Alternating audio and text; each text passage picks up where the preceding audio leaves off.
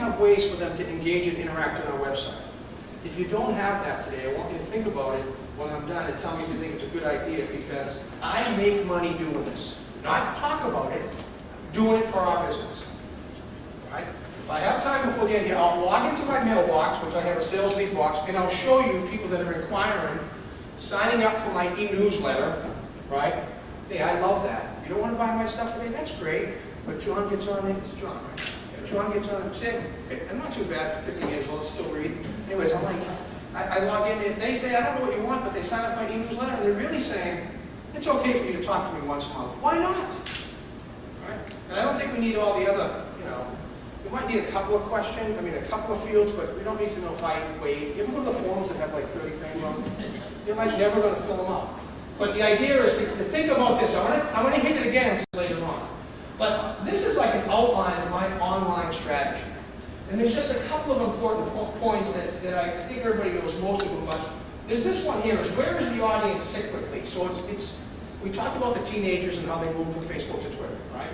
And if we were talking about the teenagers and we had something to market for our customers to them, and we wanted to use Twitter to communicate the plan to us, cyclically means what time they might be there on a regular basis. So it's October, and Jim, it's October, and we're trying to communicate to this demographic of teenagers, and I had a strategy in posting. What time would I post, maybe? When they got out of school, 3:30. In the morning. There's also all kinds of statistics online of what time even professionals are on here in these channels. So that's what that is. We have to identify that. Then I think the next part that a lot of folks struggle with is, for their business, is how they humanize their brand. You know what humanizing your brand means? Anybody? Making it relatable. Huh? Relatable. Relatable is a good answer. Yeah, go ahead. Having a personal connection with your customers through social media. Okay, great. Hi, I apologize. What's your name? Tim. Tim, where are you from? Ivy Tech. Ivy Tech, all right. How do you humanize them? What's a good example? A couple examples. Just having personal instances. You can post, I could have tweeted what we had for lunch today at our marketing meeting today. And that would have been a personal connection that somebody could have related to. Yeah, but what about some, go ahead. Yes, and go ahead. So there's really no one thing. Go ahead. I'm Nicole. I'm from the YMCA here in Fort Wayne. Wow, let's give it up. She did it right off the bat. We're in the middle of an image campaign right now to help the community understand more about the depth and the breadth of what the YMCA does. So we have a microsite Yeah. you can log on to called findyourselfatthey.org. Log on and you can read stories that we've acquired from members and people in the community about how the Y has impacted them. And you can also upload your own story with a picture that shares your own personal I love the story. picture, right? Humanizing the brand, yeah. Videos, go ahead. We don't have videos at this time, but we're working towards people being able to upload a video. All right. For your customers, for yourself, other humanizing things are, if you have an event and you're doing a fundraiser or you're doing a cookout, I'm kind of like an open book in all my social channels, but we're always taking pictures of stuff. People around the office, we use that draw paint on the wall, white paint. You can use the markers, and so you take pictures. It humanizes who you are. There's nobody with a bunch of suits on in our office, except for me. If I have to do something that I really would rather not have a suit on, but whatever. But that's what we call humanizing. Then the other part. So if you fill this out, you're actually writing your online plan. The next hardest part, I think, for a lot of folks is content, resource, and distribution strategy in an online inbound marketing campaign. Where the heck do I get all the content, right? Which has to be either developed or found, and then when do I distribute it, right? So a lot of the older mentality was, let's get this piece of content and then just send it out and hope that somebody responds to it, right? So, and then last but not least, as marketers, I know this is the case. If you can't measure what you're doing, don't do it. So that's my old marketing speech, but you can't do that. It's more than PR on social media, isn't it? Right? You want to focus on the conversation. How many people in here actually have a tool or a methodology that listens to what's going on the internet about your brand? What happens right now if I told you, Crystal, that people are out there trash talking your general manager, you've seen it a lot in the airline industry, right? I'm not saying it's going to happen today. We need to listen. So all I'm going to say here is one of the things we need to do is listen to these conversations. Now that's a negative approach. The positive approach is if we did a good job of listening based on our target demographic, we could listen to people online talk about things they might need, right? They go on there, I wish I could find so-and-so. So there are tools to help you listen.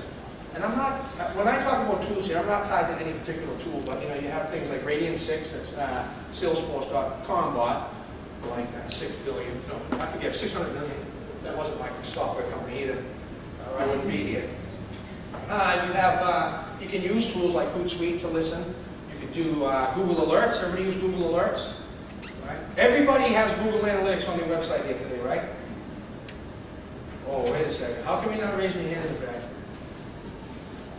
You don't know? It's me and you. See anybody back there? Wave. Yeah. Amy? It's Amy, right? Is it Amy? Yeah. And that's Sue next to you, right? Yes. Yeah, okay. Amy, Sue. All right. So, do we have Google Analytics on the website? We do that. Okay, why? I don't know. You don't know? All right, great. Why do we have Google Analytics on our website? Anybody? Come on, Travis, come on. Go ahead.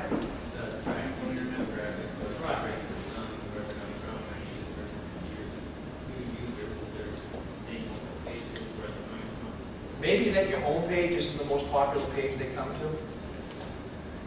It'll tell you those types of things.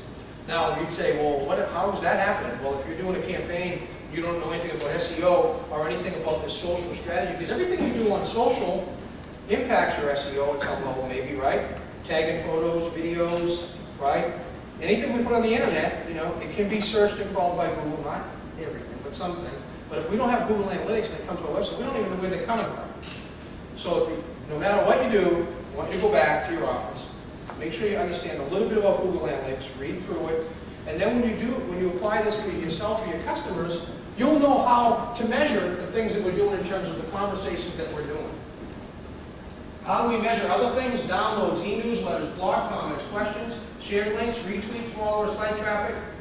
Here's where I'm all about this.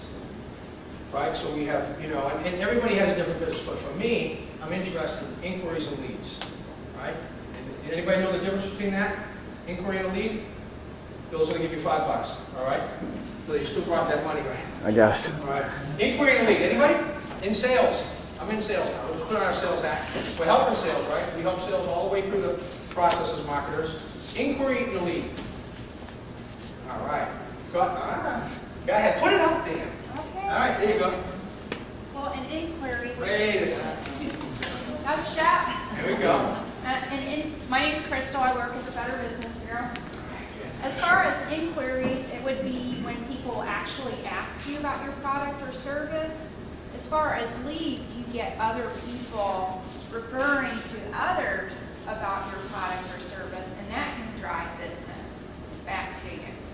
It's funny when you set up something, it's really hard to say. No, that's not completely right. But that's okay. That's Did I get $5? She's definitely right. She's definitely, yes, get the $5 and bill right there. Go ahead, I'll give her $5. Let's get it up for her. So you're right the first part, right? An inquiry is about someone that has interest, right? Or maybe ask a question about your product or service. Right? At any level, inquiry, right? They're inquiring, right? A lead is when they're qualified, right? And this is very important as we as marketers help people get to the qualification stage in most businesses, almost all businesses, even when they're to make the buy in the retail store, right? Are they just interested in shopping? Yes, most of the time. But if we ask them some questions, yes, I need a dress for Saturday night, they are qualified, aren't they? Right? So we have to think about that. But my whole business is about this. But these are ways that we can measure what we're doing in our marketing. But we need to start with Google Analytics on our website.